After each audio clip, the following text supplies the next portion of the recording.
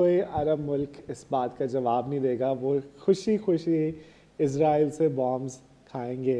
Qatar ने अगर अपनी डिफेंस करनी है तो वो अमेरिका की ही आर्मी कतर की डिफेंस करेगी और कोई तीसरा बंदा आकर उनको डिफेंस नहीं करेगा। तो जिस आर्मी ने कतर की डिफेंस करनी थी वही आर्मी या उसके प्रॉक्सी आर्मी जो कि इसराइल की आर्मी है, जिनके पास सारे अमेरिका के वेपन्स है, जो कि सारे वॉर ही फ़लस्तीन की फंड अमेरिका कर रहा है, वो आके कतर के ऊपर अटैक करते हैं। तो मसला है क्योंकि जो डॉलर के ऊपर डिपेंडेंस है, अब आप ये देख रहे हैं कि अमेरिका ने billions and billions of dollars हर महीने दिए हैं, पता नहीं कितने सालों से, 70-80 सालों से इन सारे कंट्रीज़ को जो कि अरब नेशंस हैं, और उनको उनसे तेल लिया है।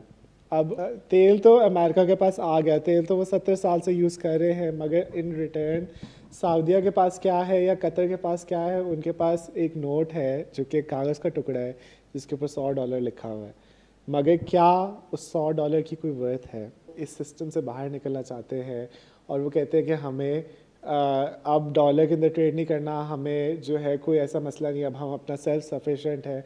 तो उनकी इकोनॉमीज़ कितनी बुरी तरह क्रैश होंगी अगर अमेरिका अपने डॉलर को रीवैल्यू कर देता है, एक दिन में 50% उसकी जो वैल्यू है उसको डाउनग्रेड कर देता है। तो जितने भी ये अरब कंट्रीज़ हैं उनकी वेल्थ बैठे बैठे एक दिन के अंदर आधी हो सकती है। यूएस ट्रेजरीज इन लोगों ने रखी हुई हैं जो कि trillions and trillions and trillions of dollars worth है।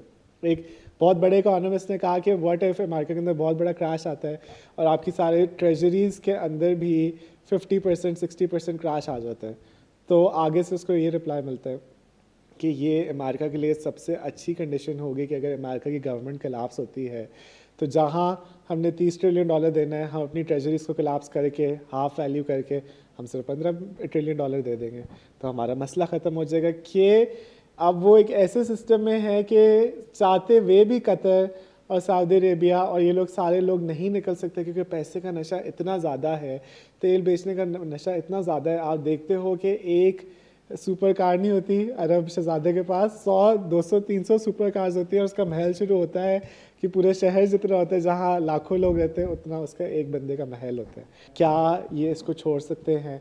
सिर्फ एक लीडर हमें लगता है कि ऐसा था जो कि शाह फैसल था, जिसने कहा कि तुम जो अमरीकी लोग हैं और जो वेस्टर्न लोग हैं, इन लोगों ने हमें बिल्कुल गलत समझा है। हम लोग बहुत सादा लोग थे, यहाँ अरबी और ये सारे कतरी और ये जो दुबई के इमाराती है, हम लोग बहुत सिंपल लोग थे। हम लोग सिर्फ खजूर के ऊपर गुजारा करते थे और हमारे पास ना इलेक्ट्रिसिटी होती थी, ना कोई पंखा होता था, और हम खजूरें खा खा के और गर्मी में सो के गुजारा कर लेते थे। और अगर तुम लोगों ने हमें छेड़ा तो हम दोबारा उस लाइफ स्टाइल की तरफ चले जाएंगे।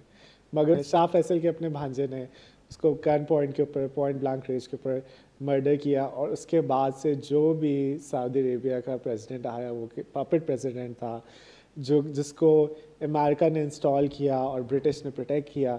और उस वक्त से अब तक कोई ऐसा जेन्युइन, और पूरी सऊदी अवाम भी, उनमें से कोई ऐसा बंदा नहीं है जो पैसे को इनकार कर सके।